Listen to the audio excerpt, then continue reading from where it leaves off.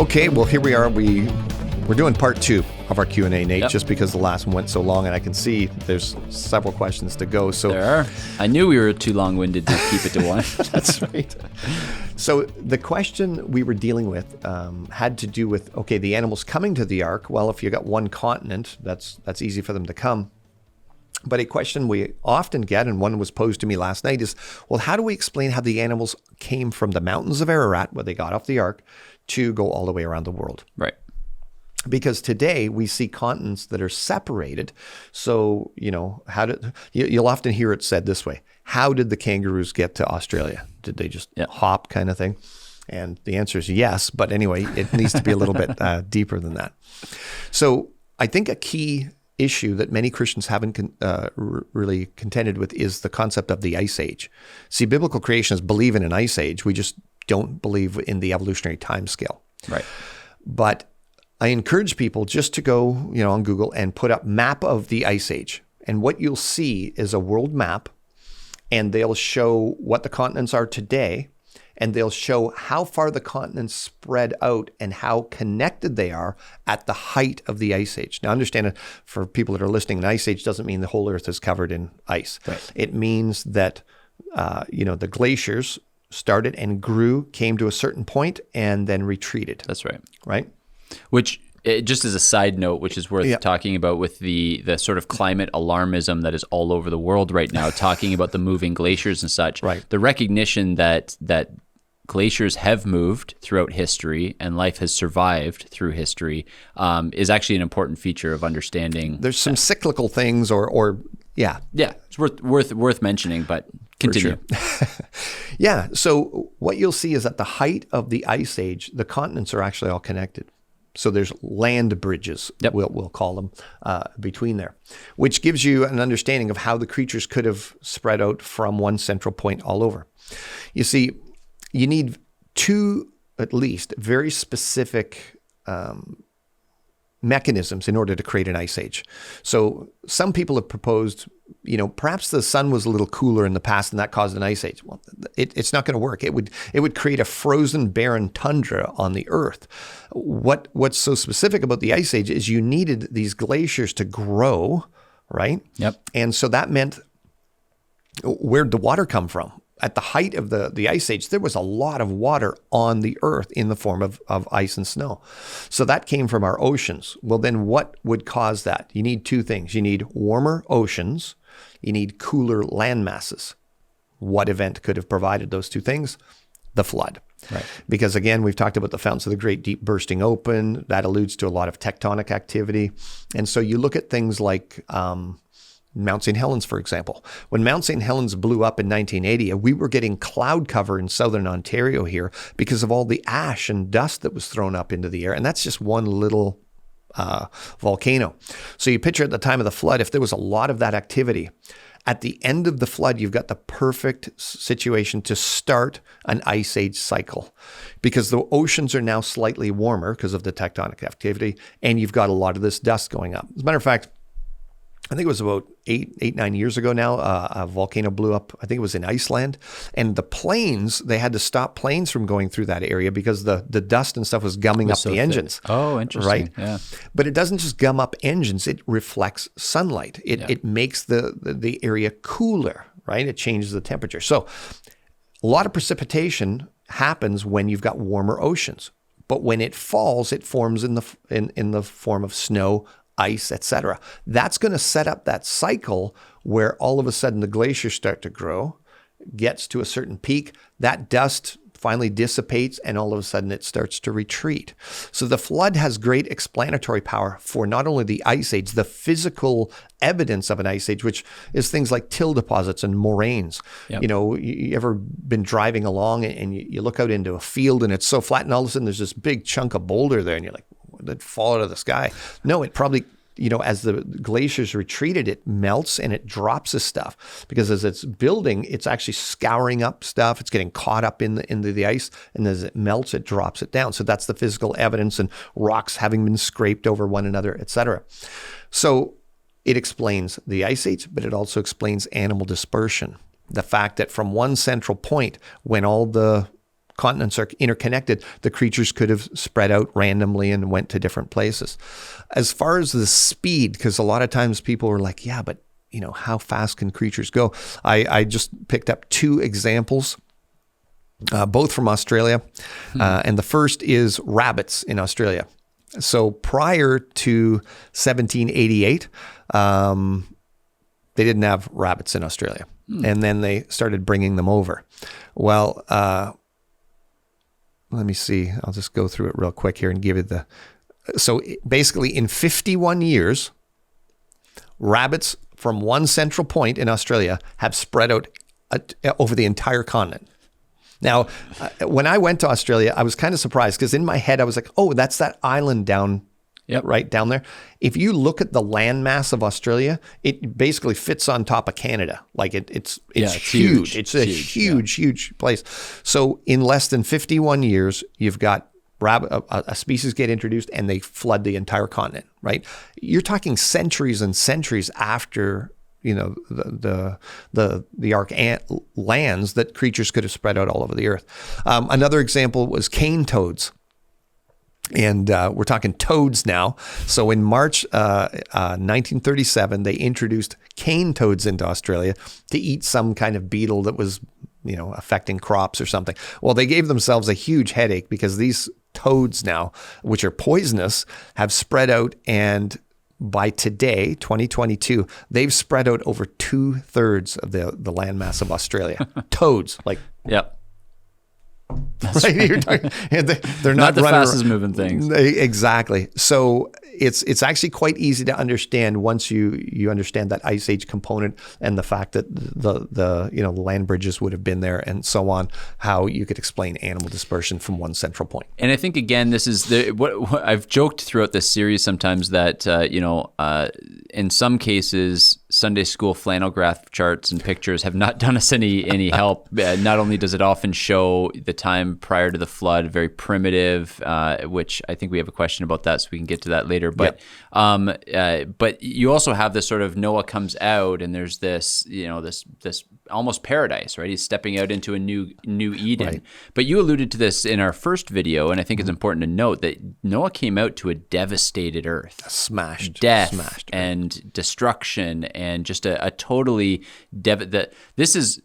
we have to remember that the flood was God's judgment. And so God's wrath was poured out on the earth at that time, and Noah was walking out into a devastated earth. And so the idea that he's walking out into an earth with all kinds of dust and stuff in the atmosphere that would cause an ice age, and the hardship that would create for humans, for plants, for animals, was massive. And that shouldn't surprise us based on what the history of the event is that this is God pouring out judgment on the earth. So their hearts became evil and wicked. That's all they were thinking about. It was just an evil place. So God's judgment on it. You're right. People have this idea of him walking out in fully grown trees and all that stuff. It would have taken a while for the earth to come to the point it is.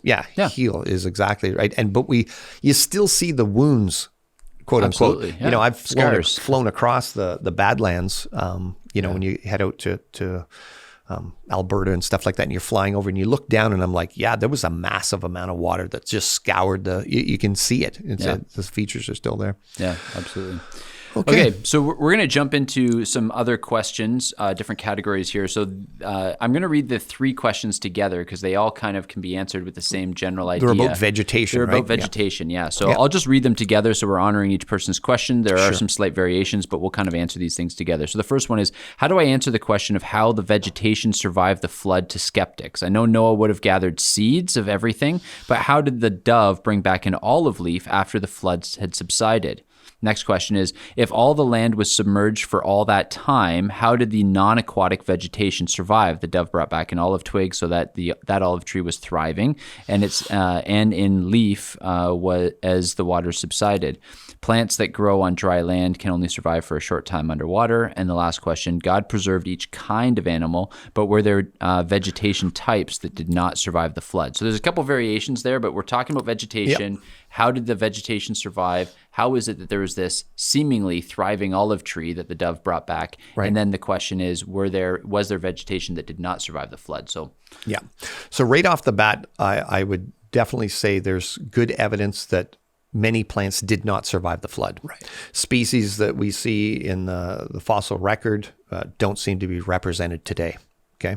So just again, this comes back to God's judgment, a devastated earth, and there was a lot of death and a lot of destruction. Yeah, you don't see anywhere in the flood narrative where God says, Noah, I want you to collect, all the seeds. 10 seeds of everything I've created, right? That wasn't part of the thing, which contributes to the fact that we live in a devastated world, that we're now deprived of some things that used to be on earth that are no longer, and contributes to some of the problems. So that's a good point. You've mentioned a couple of times in your sermon about mosquitoes, right? Like why did God, create or preserve mosquitoes? Kind of fits into here. Most people don't understand that it's only the female mosquito that bites you. Yeah. And she only does so when she's trying to produce eggs and stuff like that, because she needs more protein. So the male, he doesn't bother doing that. Normally mosquitoes just eat nectar, right? They go over to flowers and plants and they use their proboscis in that way. But when she needs protein to produce eggs to reproduce, you're a ready target. So she comes along and uses the equipment that she was originally created for a different purpose. Now today there are some plants like beans, for example. You can get protein out of kidney beans and stuff like that. But perhaps the food source that she needed from plants, maybe they didn't survive the flood. So now it's part of the curse, and we've got to deal with these things, and we get attacked. And just as a side note, it is interesting that, and I'm going to get into this this week, God actually opens up the protein of animal meat post-flood. That's right. Right. So the joke is always, Adam's diet was a vegetarian diet, right? But God opens up at post-flood. Well, now you may eat animals, and He says you can't mix it with As their blood. I gave you the green plants, I now give you. That's right. And so there's something that it seems nutritionally that was lost from the vegetation that now needs to be supplemented by people eating meat. Correct. And as much as we might like steak, that is a result of the curse, right? Because this is life-taking life as opposed to eating vegetation and nuts. And Genesis 1:29 and 30 said everything's eating plants in the beginning, the people and the beast of the earth. That's right. So we're picturing a future time, right?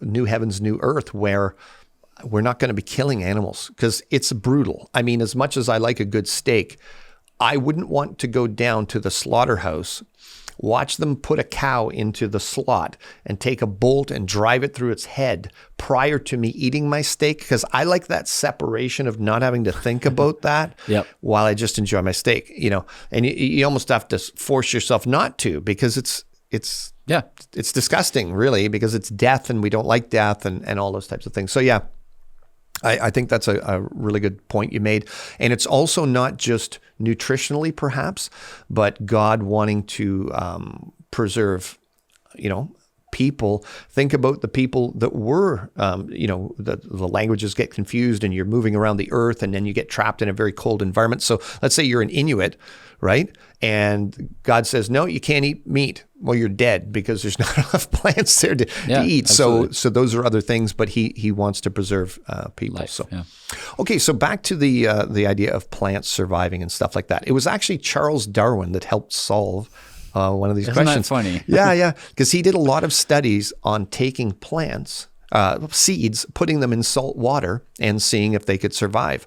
And it's very interesting that some plant types, you put the seed in the water, and it basically has this genetic coding to just put this kind of coating around it that helps it survive. Wow. And And then when you dry it out, it just and it'll activate and it starts sprouting. So I wonder where along the evolutionary timeline the seeds decided developed the force field gene. Well, exactly. And these are things that creationists point out. If the seed didn't have that mechanism, it doesn't reproduce. And is it an anticipatory thing? Is evolution thinking, well, maybe I should develop this thing in case something I've never seen before? Yes. Yeah. And so those are some good questions to ponder, and we have articles on it and stuff like that. So there's that concept.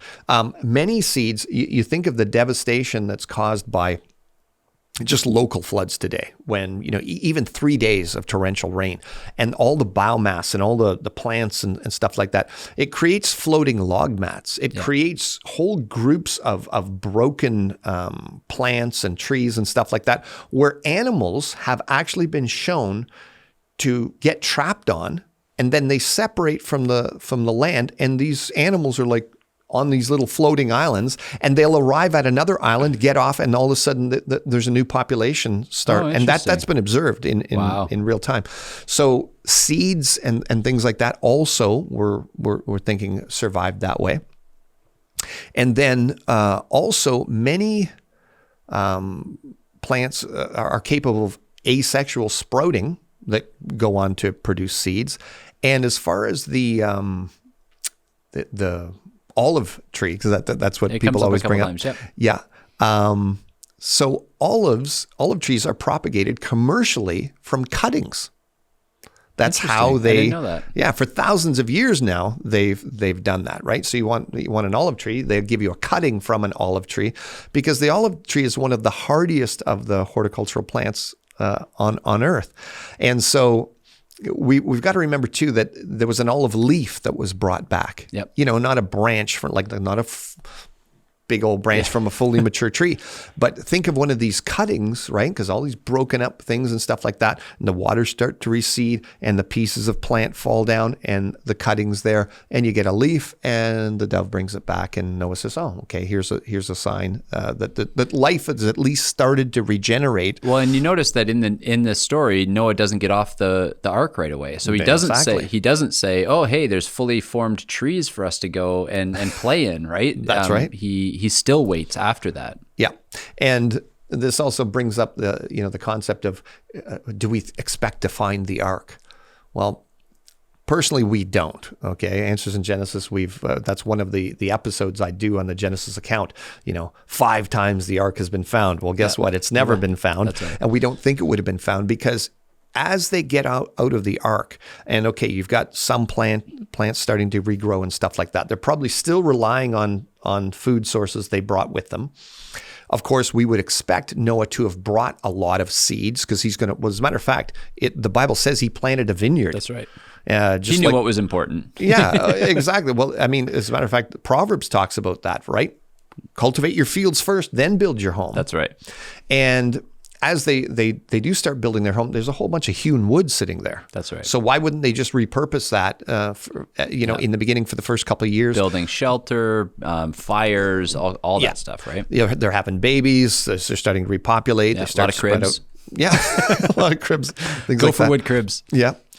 Some plants, they like seeds require exposure to some light.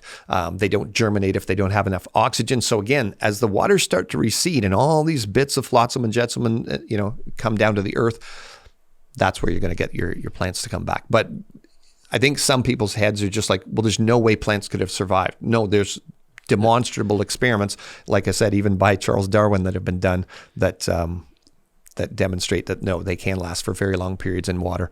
And just to pay a compliment, Cal, hearing you talk about all this stuff is awesome. I love how much of this is in your mind, and obviously you're an expert in this field, and so you have a lot of this. This is what you do, right? But I just want to remind people, because they might be sitting there going but what are the chances Noah knew this about these seeds and this about?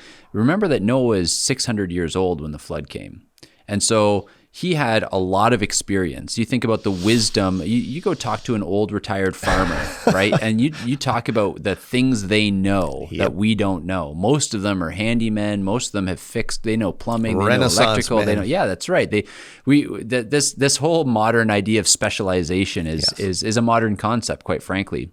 It used to be that people were much more generalists, but you can imagine if you lived over 600 years, what you would know about animal husbandry and botany and building and construction and all this kind of stuff.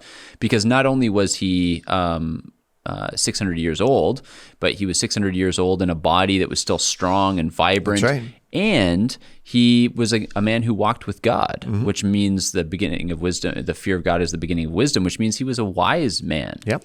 And so what Noah knew, it probably far exceeds any of the doctors and PhDs or anybody that we know of today. Well, absolutely. And you think of God coming along and saying to Noah, okay, I want you to build a boat. Here's how big it's going to be. Go for it. We don't see any further explanation. Yeah. And somehow Noah's like, okay, that's what I got to go do. I'm going to go do it. You're so correct. Think of how in what we observe today is somebody, they get one specialization and they ride that and then they die and that's it. So if you go to the Ark Encounter, again, they've kind of fleshed these ideas out a bit. And so there's one exhibit where, well, what might Noah have known? I mean, he was the man for the job, so to speak. That's right. So he probably had experience with animal husbandry. He probably had experience building, structures, wooden structures, all this type of stuff. So it's not... I think of that as kind of the greatest superhero. Like, think of it. If you could specialize in all these different things, like you would be Batman. Yeah, that's right. Right? You'd have all these specialized skills because you just lived even 200 years. How much of an expert at any one thing would you be in comparison to any one of us today? Well, and you think about just like we kind of are like, oh, wow, doctors go to school for so long. You're talking, what, 7 years? 14 years. Yeah, he 10 went to years, school. whatever. Yeah. And so you think of a guy who's 600 years old, you can pick up, if you can get a doctorate nowadays in 10 years or less, what was he learning through the decades and decades of a sharp mind, a strong body? So I do think we have to remember that. That's a big part of the story. Yeah, we tend to look at our environment, how we operate today, and then we transpose that on these Old Testament historical narratives and think, well, we couldn't do that. Well, we know. That's why you live now and he lived then. That's right. Yeah, exactly. Because you wouldn't have built the boat and none of us would be here. Exactly. By the way, I'd just like to mention, I mean, even though we're going, roughly an hour for these 2 episodes, the fact is all of these questions have been answered on the Answers in Genesis website. Many of the videos that we've done, help answer these questions in much more detail. So I often find if you've got a training in science, right, and you really want a deep dive, we've got very technical papers on this at the Answers in Genesis website as well. Yep. But again, like our previous Q&A video, I'll link some resources that people can check out. Sounds good. Okay, so we got more generalized questions now. So the first one is, you mentioned in a previous sermon about Genesis that the earth may have had millions or possibly even billions of people already living on it and by the time the flood comes. 2 questions. What does Calvin and Answers in Genesis think about the population of the earth? So they're holding me accountable to what the experts think here, Cal, which is good. And secondly, with every person perishing in the flood, that would mean that there were lots of human remains around the water when the water receded. They could have been carried all over the earth as well. Over the years, have there been lots of bones, et cetera, recovered around the world, or how would you explain if there hadn't been? So again, does the geological record reflect the death that the narrative tells us about? Right. And how many people do you think died in all of that? Yeah, and so I'm just going to be honest. If you'd asked me this question and I just said it off the cuff, I would have said, I don't know, maybe 10 million people or something like that. But in preparation for this, I decided, hey, let's go to the website of the ministry I represent and see what a great resource, and see what some smart people have thought of. And so the fact is, we don't know. Right. And so what really was represented there is that some people believe that the population was relatively low. Maybe it was like around 10 million, because the world that was described was a very evil, corrupt, possibly violent world. Mm-hmm. Perhaps a lot of wars happening. Again, you've got one continent. People... Right? Yeah, people can't get away too far. There's nowhere to go. Yeah. And so perhaps it was, a little bit lower. Here's directly from one of the articles. Others believe the Earth's population was much higher. If the growth rate in the pre-flood world was equal to the growth rate in 2000, this article is written, there could have been about 750 million people at the time of the flood. Okay. And then it mentions, though, that, well, they had extremely long lifespans, so perhaps the growth rate could have been much higher, so that they said up to 4 billion. So really, it's like 10 million, 4 billion. You got a bit of discrepancy there, but exactly, we don't know. But the second part of the question is the issue, whether it was 10 million or whether it was 4 billion. Where are the bodies? Is basically the question, right? So, first of all, what most people don't understand is the nature of the fossil record itself. So I'll just go through this so people can get an understanding, because there are tons of bones all around the world, billions of dead things buried in rock layers, as we'll say. But most people don't understand that 95% of the fossil record is of shallow marine organisms. Corals and shellfish. You go to Mexico and you just see this vast floodplain of sea life buried everywhere. Well, that makes up 95% of the fossil record. Wow. And so of the remaining 5%, 95% of that 5% consists of plants and trees and algae and stuff like that. So you very quickly start getting into the vertebrates, like things with bones in it. And that makes up 5% of the 5%. It's a mere 0.25% of the entire fossil record. So, of amphibians, reptiles, birds, and stuff like that, which are what we put in museums, you've got a very small percent of the fossil record. One of the things that was written here is that, for example, we've only ever found one fossilized Stegosaurus skull. Out of all the Stegosauruses we found, there's only that many. I think there's perhaps 11 or 12 Tyrannosaurs. Yep. And those, they didn't find every bone, but they're pretty, good articulated skeletons. So here's what it comes down to: the amount of creatures in comparison to the amount of humans, we were a small part of, and in the fossil record, there's only a small representative of any vertebrates there anyway. And I thought this was very interesting. Only 1% of the 0.25% of the vertebrate fossils that we find have more than one bone. Wow. So when they find a dinosaur and it looks like pretty well together, that's why they're over the moon about it. It's just like, okay, this is so special. So we get into, first we understand that. Then I brought this quote in because I thought it was very interesting. So this is from my dinosaur presentation, and it's an interview with the creationist Dr. Carl Werner from his book, Living Fossils, Evolution, a Grand Experiment, where he's talking to a man named Dr. Donald Burge, who was the curator of vertebrate paleontology, okay, an evolutionist. And this is what the evolutionist said: "We find mammals in almost all of our dinosaur dig sites.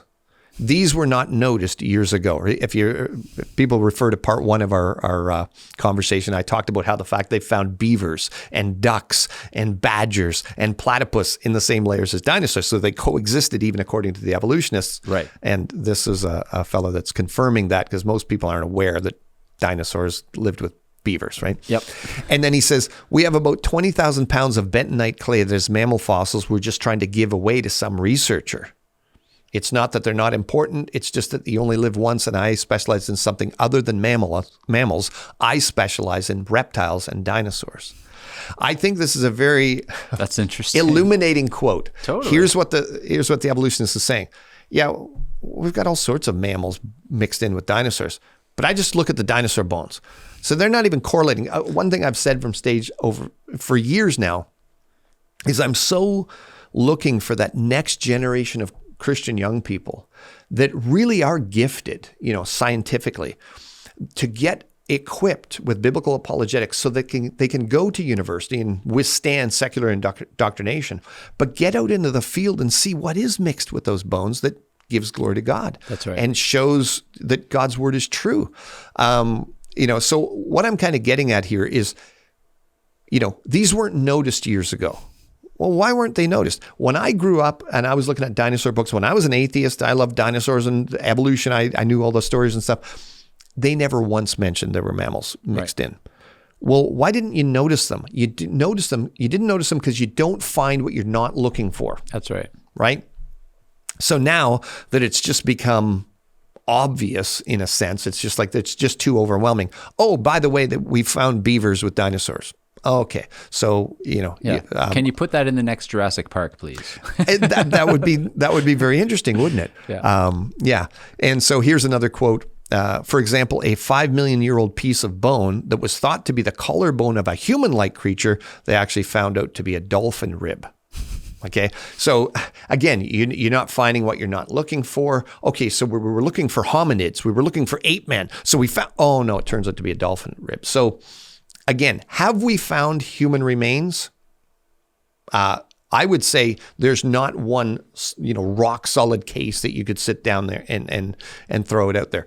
There have been some over the years that have been alluded to that might have some credibility to them, but a lot of times there's just not enough scientific evidence to make that bold claim. But anyway, yeah, I guess I'll just leave it at that because there have been some, you can find them in some of our articles that are alluded to, skeletons that were supposedly found in Cretaceous era rock. But some people could argue, well, maybe that's an intrusion. Maybe somebody buried them in there and stuff like that. So we really don't know.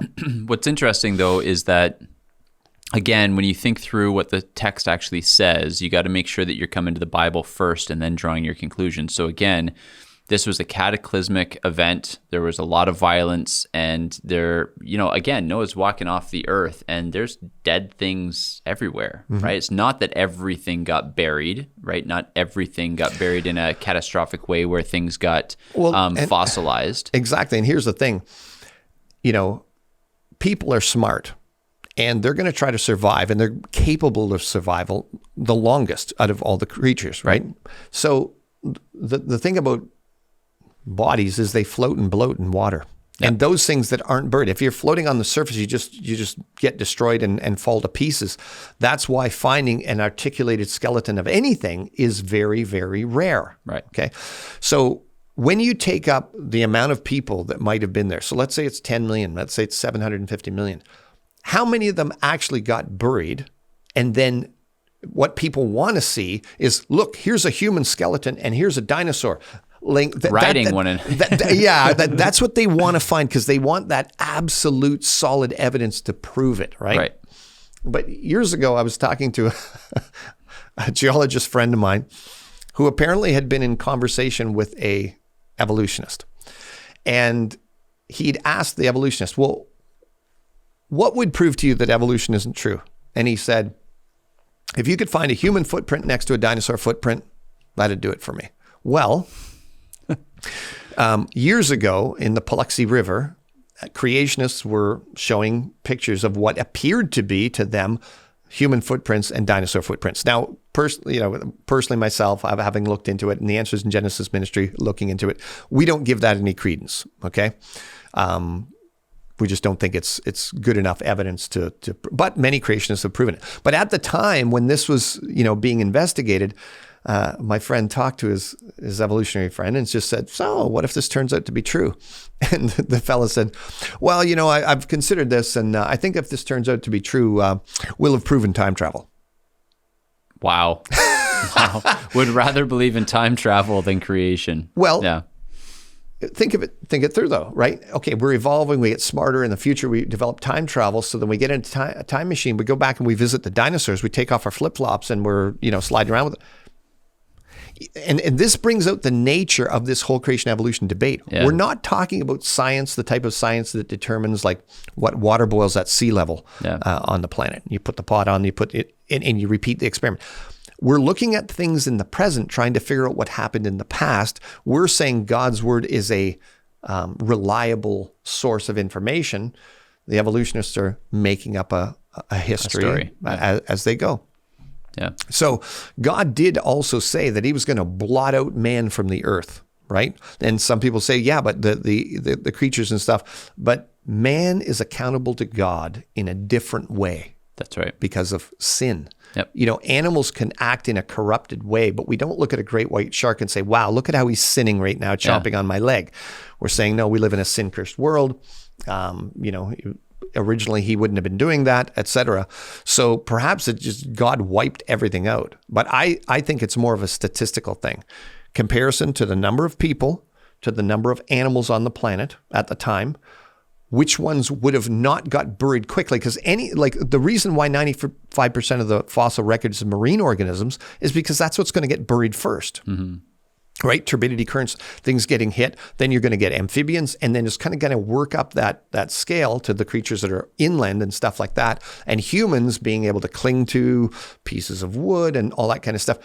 I wouldn't expect to find as many bodies of them. And like you said, you don't find what you're not looking for. So perhaps there have been things that have been found and just overlooked or not clearly seen yet. But I think it's more of a statistical thing in that sense. Just a very small side note, again, in the text, it talks about how Noah first sent out a raven and then it was a dove. The raven goes to and fro, and it says that keeps doing that until the water subsided. So the raven didn't come back to Noah. And so you might ask the question, well, how long can a raven fly for? How many days was that? But very likely the raven found bodies floating on the top of the water that it could perch on. Ravens are carrion animals. And so that might have been the explanation as to how this raven was flying around for a couple weeks before before it found somewhere to land. And so you just look at those kinds of things like, well, what's the detail in there for the raven? I think there's some other symbolism there, but why is that detail even in there? And part of that is so that we can understand the amount of death and destruction that was just kind of floating around, that Noah did walk out and see just a devastated earth. And absolutely. Even Mount St. Helens, for example, in Spirit Lake, right beside Mount St. Helens today, there are thousands of trees that got dumped into Spirit Lake that are still bobbing around. So again, I don't think people, I would so love for there to be a professionally made movie about Noah's flood and depicting it. So you in a didn't way. like what was that, Gerard Butler or whatever, whoever did that? Russell Crowe. Russell Crowe, yeah. You didn't like that one, eh? No, we didn't think it was a good representation biblically. Didn't get the Answers in Genesis stamp on that one. No. Because I think then it would make people understand. This is the first time God judged the planet. That's right. It wasn't pretty. It's like Tim Hawkins says, in the kids library, you see Noah's Ark, and it's, but it's not some guy clinging to a rock screaming for his life. That's a good point. And those types of things. So floating log mats, groupings of trees, all that kind of stuff. Yeah, that would have been floating around flotsam and jetsam after the flood for sure. All right, let's keep going here. Sure. Next question is, throughout the series, you have alluded to the idea that mankind was not primitive back then. What kind of technology do you think they had, and is there evidence for this in the text and in the fossil archaeological record? Right. Well, obviously, the text. There's good evidence right there in the begining, right? Yeah, absolutely. So you get, right off the bat, you have Cain and Abel, and immediately you have one who's cultivating the land, the other who's a farmer. So you're getting animal husbandry, you're getting domestication, you're getting farming right off the bat. Right. When it gets into Cain, it talks about his children, some who worked with metal, some who made musical instruments. So you already have art, right? And this is just one generation removed from Adam and Eve's expulsion from Eden. So already you have the creating of art and working with metal and all kinds of stuff. Yeah, working with metal. I mean, people need to think this through, right? You go, they're farming. Okay, so what are they using? Even a hoe, right? Yeah. Where do you get? Well, I go to Canadian Tire, right? Yeah. But think about making a musical instrument. Like if someone gave me $1 million and said, okay, Cal, you got to go out there and you got to pull some rocks out of the ground, and then you got to make some kind of furnace, and you got to melt that down. You got to get the right alloy, because certain things, and then you got to bend that metal and shit. I'm sorry, you lost me. I don't have that capacity. They're doing this right off the bat. Yeah, God created people with full intelligence. I truly believe that the intelligence of we've had genetic decline now for many generations. Yep. And so, there's more than enough textual evidence to back that up. I did an article years ago. I think I titled it something like, "Hey Japheth, don't forget to turn off the computer." And I was trying to, because people have asked this kind of question. Well, how much technology do you think, they would have gotten to, right? Because you're talking 1,650 years. Yeah. If you look at the technological advances within the last 300 years on this planet, Totally. right? And you really think that through, you're like, wow, we went from like no cars to now we got cars Teslas. with computer to Teslas. Yeah, it's incredible, right? Yeah. But the real thing you need in order to create technology and advancing technology is you need shared information and protected information. Right. And so what you need is police forces and standing armies, because just read throughout the Old Testament. You get conquered. What's the first thing you do? You waste the guy's libraries. You destroy all their knowledge. You kill their cultures. That's right.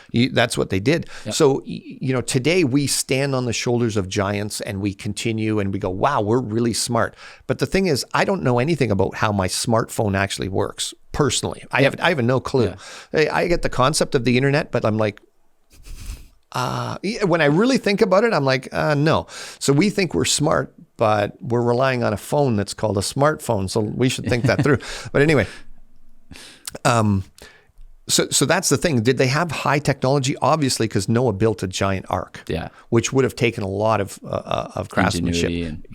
But do I think they had laptops on the ark? No. Right. Because if you've got a violent world where, all the stuff is going along and people are doing back then what they did even after the flood, which is destroying libraries and stuff. I don't think it was until this point in time when really you had a Christianized Western world that had some, I know we went through World War I and World War II, but England didn't get wasted. Devastated. The U.S. did not get devastated. The information was there. As a matter of fact, it drove technology at that time because of the war efforts and stuff like that.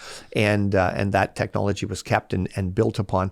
So I think they had a high level of technology, but I wouldn't say laptops and stuff like that for sure.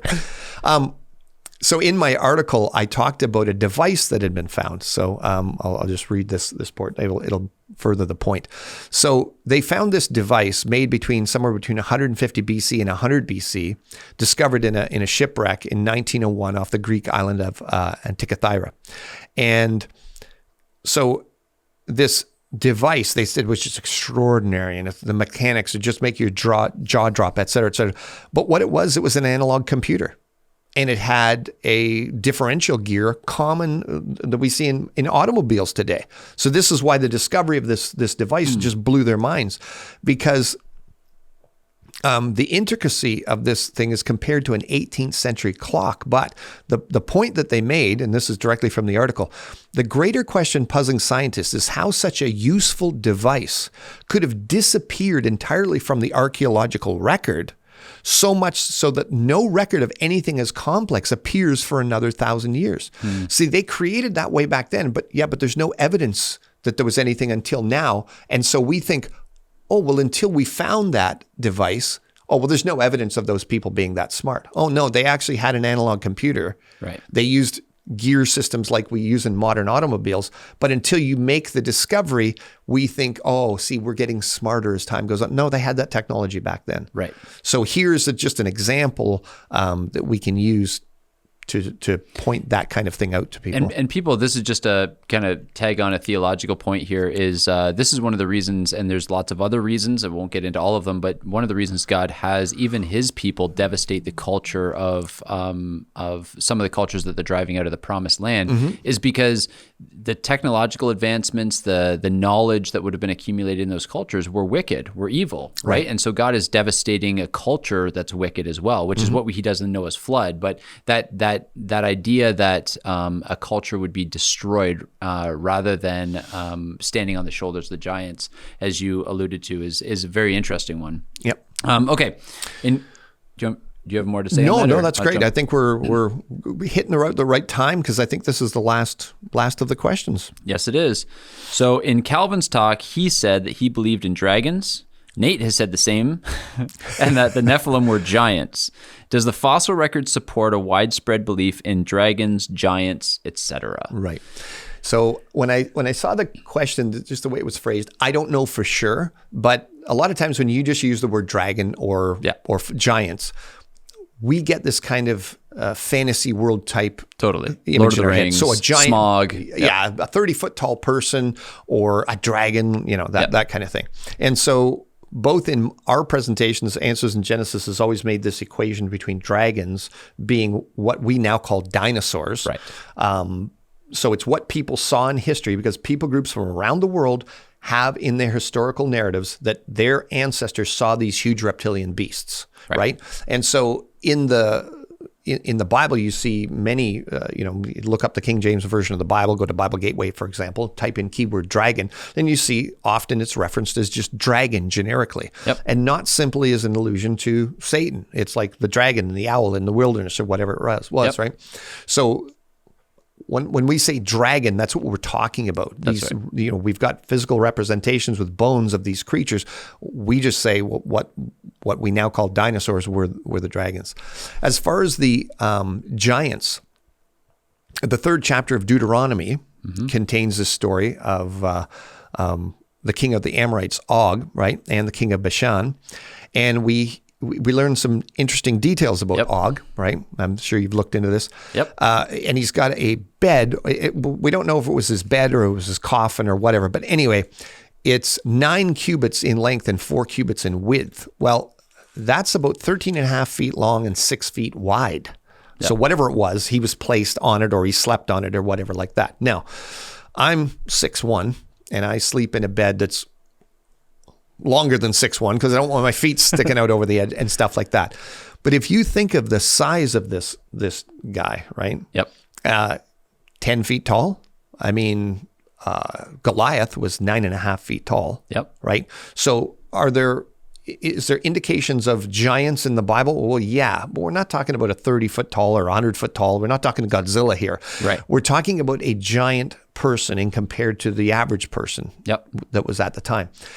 Interesting, I went to a basketball game on Sunday with my grandson and my son-in-law. And, you first come in, we had courtside seats. It was awesome. And we're sitting there and I'm watching the guys, and then one of them passed in front of me and I'm like all of a sudden and you realize, man, that guy's a tall guy, and they're bouncing the ball and I'm looking at them, basketball to me, I hold it like this and they're just holding it like this. And you start to get that scale. Or I remember one time watching a mixed martial artist fighters and a fellow named Bob Sapp, and he went up against a guy named Nogueira, and they're in the corners of the ring, and as they enter and they meet inside, because not only if you stand next to like Shaquille O'Neal or something like that, I've never, but I mean you stand next to a big guy, not only do you notice the height, but just the girth. It's just. But you can even see this in Rocky IV, right? When Rocky Balboa stands in front of Ivan Drago, and it's like, how's that guy going to take him out? But, exactly. But I mean, Sylvester Stallone is actually, he's not super tall. But yeah, when you stand next to a man who's, over 7 feet, you're just like, whoa, this is really weird. So the thing is, people in the past, I believe, not only cognitively were superior, but I believe a lot of them were physically more robust physically as well. And so this could just be referring to a group of people that were quite large. I think of like, you ever see Samoan wrestlers? Some of those guys just like they've got a certain body type, right? Like The Rock, right? He's got kind of his ancestry and stuff like that. So this could just be referring to a group of large people. Where it gets a little tricky is when you insert the word Nephilim. And I'm sure when you went through that passage, you found that there was theologians all over the map and such. And so at Answers in Genesis, of course, we recognize that there's kind of 3 main camps that have come down. You preached on a specific interpretation, which is pretty well supported by a lot of the older theologians, right? And anyway, one of the things people should understand is the word Nephilim, we don't know exactly what it means.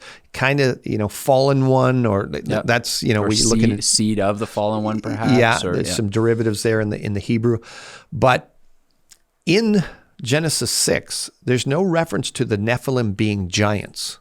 That's right. The reference to them being giants kind of comes through the Greek Septuagint. Yes. So the Greek version, a Greek version of the Old Testament where when the translators came to the word Nephilim, they didn't know what to do with it. They inserted the word gigantes, Yes. which is Greek for giants. That's right. So there's no direct allusion to giants, the Nephilim being giants.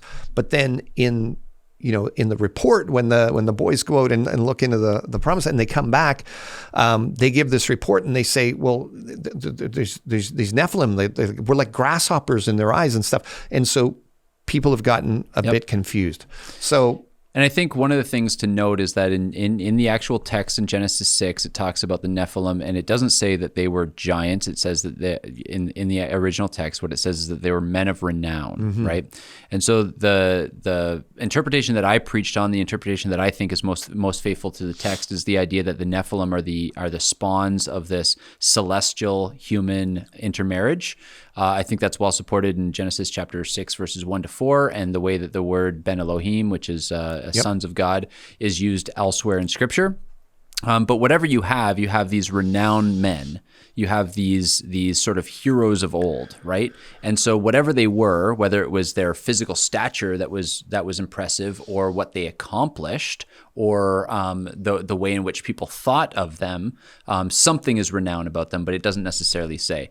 I agree with you, and I think actually a lot of us think that the name of the giant that David slew was named Goliath. But if you actually look at the text, there's a few Goliaths that show up in the Old Testament narrative.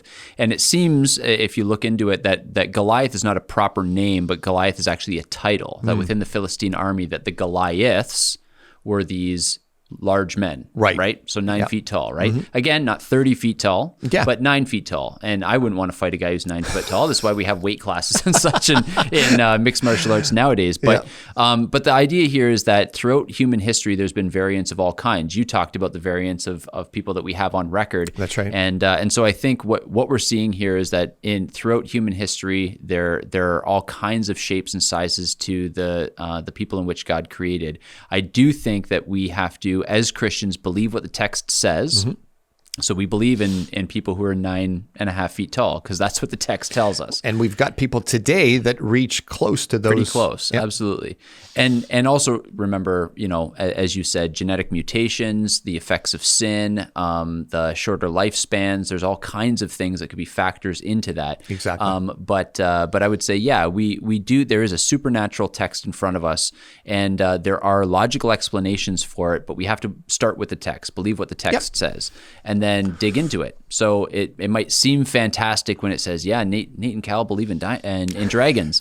Yes, we do, but we believe in dragons because we believe in dinosaurs, and we believe that there are these reptilian monsters, and we think that there are reasons for their extinction, perhaps. But I'm with you in that, it's interesting. If you look at even the Chinese zodiac, you have all these animals, and you have this one mythological creature, right? Right. And accounts throughout history, various cultures, various times, various places who have this mythology of these giant lizards, and if those stories are to be believed, some of them either reflect history, our history, or have evolved from history.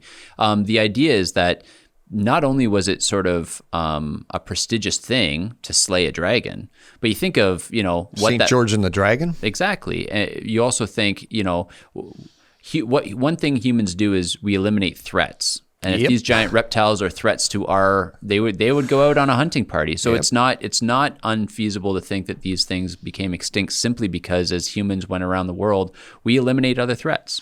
Yeah, and as I alluded to in our first Q&A too, dinosaurs were a unique creature. Yep. And there may have been factors that we don't know because of the soft tissue that we haven't been able to study that contributed to them being more susceptible, let's say, climate variations or things like that afterwards as well. It was interesting as far as the giants go. When Angela and I went to England and we went to some of the cathedrals, and you go to the Tower of London, and you see some of the sizes of the weapons some of these guys used to. And I'm looking at the armor and I'm thinking, I could never wield a sword that big. This must have been a massive. I feel like David putting on Saul's armor, right? Like that's exactly. And I you think of the David and Goliath account. I want a sling. I want some distance between me and this guy because he's got a spear that weighs a lot. And, how far can he hurl that thing and so on. So anyway. You think of the fight in Princess Bride between Andre the Giant and the man and Wesley, right? Man in Black. And he says, why do you keep moving? And he's just like, because I don't want you to catch me. That's right. Exactly. So, yeah. Well, this was a lot of fun, Nate. Yeah, it was. You still got a ways to go. We might end up doing another Q&A if lots more questions come in. But this was fun. I hope it was of practical help to people. And certainly, if nothing else, this ought to point you to the vast resource that Answers in Genesis is. And I think it's a great resource and it's a great ministry. And so this being put out on your channel and on our channel will hopefully direct more people to if you want to dig in, these answers are peripheral. There are whole papers and whole video series on each one of these that I would encourage you to go and look at. Absolutely. Well, thanks so much. We'll do it again. Yeah, take care.